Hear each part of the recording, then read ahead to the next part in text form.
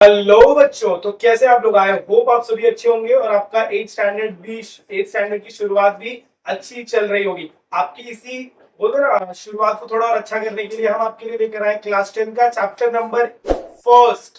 Eight standard का जो maths है उसका फर्स्ट चैप्टर स्टेट बोर्ड का with proper concept and understanding. Practice set 1.1 हमने कंप्लीट कर लिया है और आज की इस वीडियो में हम देखने वाले हैं 1.2, that is comparison of rational number. तो चल भाई, सबसे पहले कंपैरिजन समझ ले। देख, कंपैरिजन का मतलब क्या होता है? किसी भी चीजों को कंपेयर करना।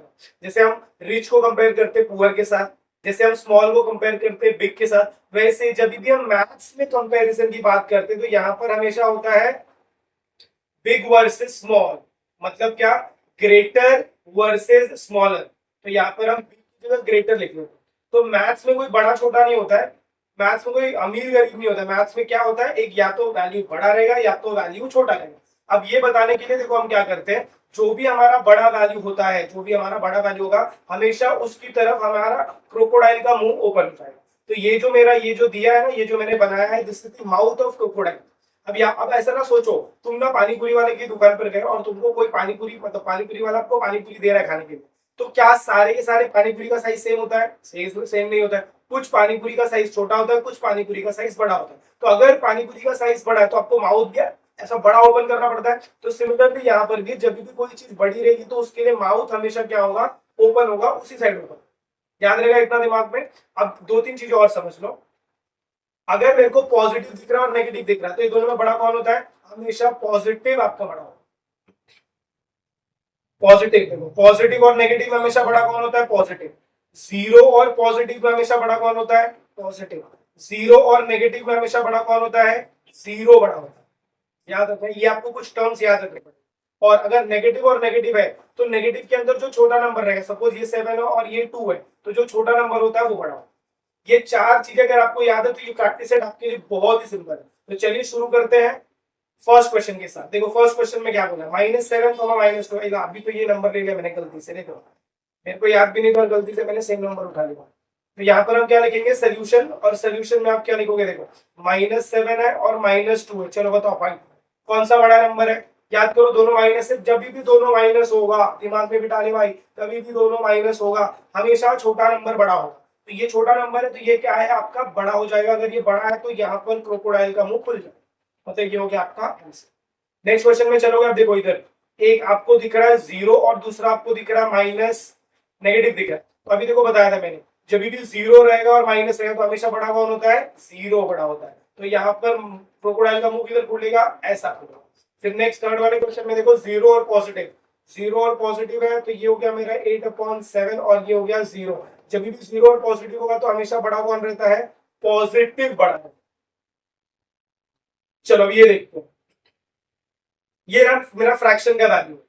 ध्यान से सुनो, देखो इधर दिया -5/4 और इधर दिया है 1/4। दोनों का डिनोमिनेटर सेम है। अगर डिनोमिनेटर सेम है तो तुमको सिर्फ क्या करना है? न्यूमरेटर का वैल्यू चेक करना है। इधर माइनस है इधर प्लस है, तो माइनस में और प्लस में हमेशा कौन बड़ा होता है? माइनस और प्लस में हमेशा बड़ा कौन होता है भाई? हमेशा बड़ा होगा प्लस। तो मतलब क्रोकोडाइल का मुंह इस साइड ओपन होगा, मतलब ये बड़ा पानी पूरी इस साइड मुंह ओपन हो जाएगा। नेक्स्ट ये वाला देखो, अगेन यहाँ पर डिनोमिनेटर सेम है तो यहाँ पर हम लिखेंगे 40/29 और ये क्या है? 141/29। क्या डिनोमिनेटर सेम है? बरोबर। अगर डिनोमिनेटर सेम है तो तुम नीचे वाले को देखोगे कि ऊपर वाले को? तो हम ऊपर वाले को देखते हैं। अब देखो ये 40 है 141 है, दोनों प्लस है। चलो बता दो कौन सा बड़ा रहेगा? तो 141 बड़ा रहेगा, तो माउथ ऐसा ओपन होगा। नेक्स्ट फिफ्थ हो गया, सिक्स वाले पे जाएंगे। देखिए क्या बोला सिक्स वाले में, -17/20, -17/20। तो यहाँ पर आप लिखोगे -17/20 और यहाँ पर है -13/20। अब देखो डिनोमिनेटर सेम है दोनों का, लेकिन दोनों क्या है? माइनस में है और माइनस में हमेशा छोटा नंबर बड़ा होता है। तो तुम बताओ 17 छोटा है, 17 वाला छोटा है कि 13 वाला? इसको नहीं देखना है क्योंकि ये तो सेम हो गया ना। तो 17 छोटा है कि 13 छोटा है? तो भाई 13 छोटा है, तो यहाँ पर माउथ ऐसा ओपन हो जाएगा। मतलब 13 -13/20 इज योर बिगर फ्रैक्शन। चलिए अब ये देखते हैं। अभी तक हमको ना डिनोमिनेटर सेम मिल रहे थे भाई, अब देखिए इधर डिनोमिनेटर सेम नहीं है तो हमको क्या करना पड़ेगा? डिनोमिनेटर को सेम करना पड़ेगा।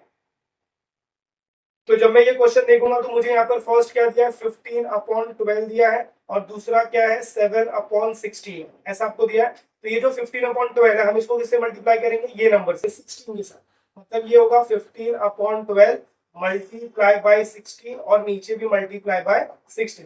अब इसको मल्टीप्लाई करो, 15 का कितना होता है, चलो मल्टीप्लाई करते हैं, 15 इंटू 16 करते हैं, 5 6 30 0 3 6 1 6 प्लस 3 9 क्रॉस 5 1 5 1 1 1 हो जाएगा 0 9 प्लस 5 14 4 1 और ये हो जाएगा 2। तो ऊपर का वैल्यू मुझे कितना मिल जाएगा भाई 240, मतलब 240 आ जाएगा। तो यहाँ पर आप क्या लिखोगे 240 लिखोगे और ये आपका कितना हो जाएगा 16 10 जा 160, तो 160 प्लस 32 मतलब ये हो जाएगा 192, तो डिनोमिनेटर में आएगा 192। फिर ऐसे जब नेक्स्ट वाला फ्रैक्शन करेंगे तो यहाँ पर क्या होगा 7 मल्टीप्लाई बाय, अब ये 7/16 को कर रहा है तो हम किससे मल्टीप्लाई करेंगे 12 से, तो 7 को 12 से मल्टीप्लाई करेंगे और अगेन 16 को भी हम किससे मल्टीप्लाई करेंगे 12 से। तो नीचे का तो नंबर मुझे पता है 192, ऊपर वाला कितना हो जाएगा, देखो 7 to 12 से कितना होता है 84। अब मेरे पास नंबर क्या आ गया, अब मेरे पास नंबर आ गया 240/192 और क्या हो गया 84/192। अब आप बताओ दोनों का डिनोमिनेटर सेम हो गया, अगर डिनोमिनेटर सेम है तो कौन सा नंबर बड़ा है, और दोनों पॉजिटिव है तो मेरा 240 बड़ा है। और 240 किसका फ्रैक्शन था, इसका फ्रैक्शन था, मतलब 15/12 इज ग्रेटर देन 7/16। तो ये हो जाएगा आपका आंसर फॉर दिस क्वेश्चन। जब भी डिनोमिनेटर सेम नहीं होगा तो ऐसी सॉल्व करने का। चलिए क्वेश्चन नंबर 8 देखते हैं। देखो क्वेश्चन नंबर 8 में क्या बोला है, -25/8 है और दूसरा है -9/4 है।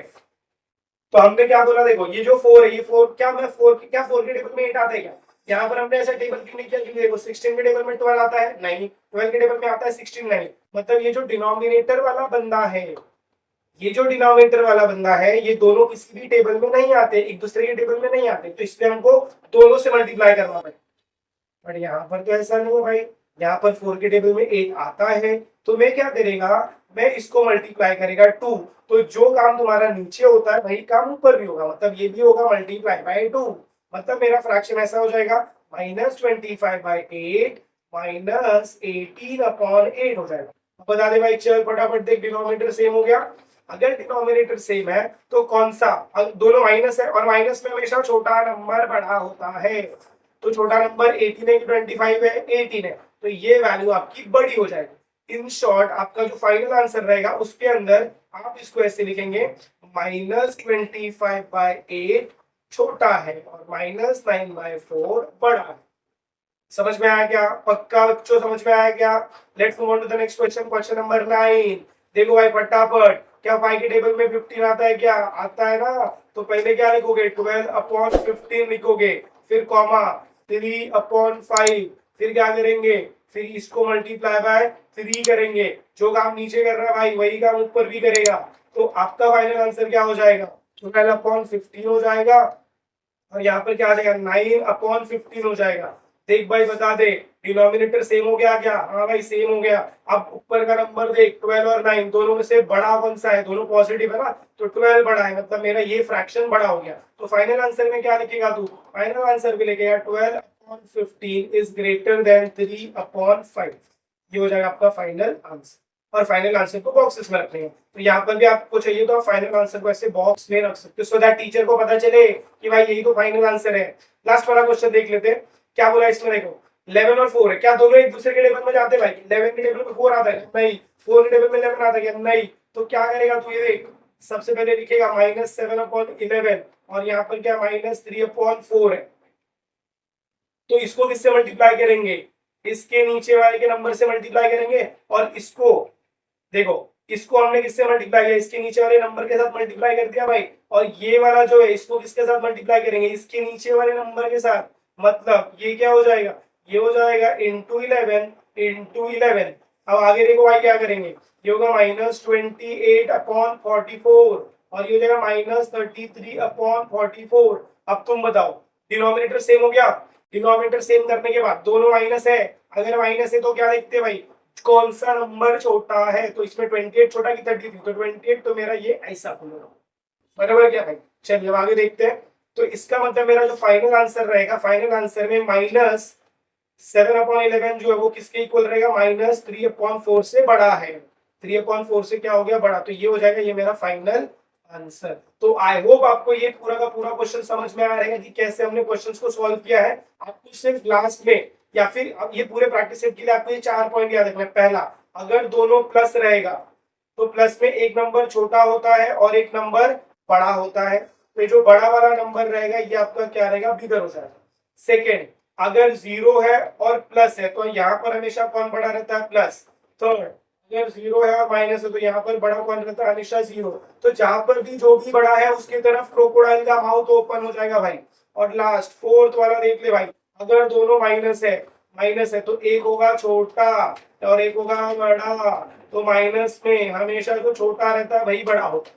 ये 4 पॉइंट्स अगर आपको याद है तो ये प्रैक्टिस सेट आपके लिए बहुत ही जल्दी हो जाएगा। तो आई होप आपको वीडियो पसंद आएगी। अगर आपको वीडियो पसंद आए, अगर आपको चीजें समझ में आए तो मेक श्योर आप वीडियो को ज्यादा से ज्यादा अपने फ्रेंड्स के साथ शेयर करें। चैनल पर नए तो चैनल को सब्सक्राइब करना ना भूलें। मिलते हैं अगले वीडियो में आगे की कंटिन्यूएशन के साथ, नेक्स्ट प्रैक्टिस सेट के साथ। तब तक के लिए have a good day, take care and please keep watching elite toppers.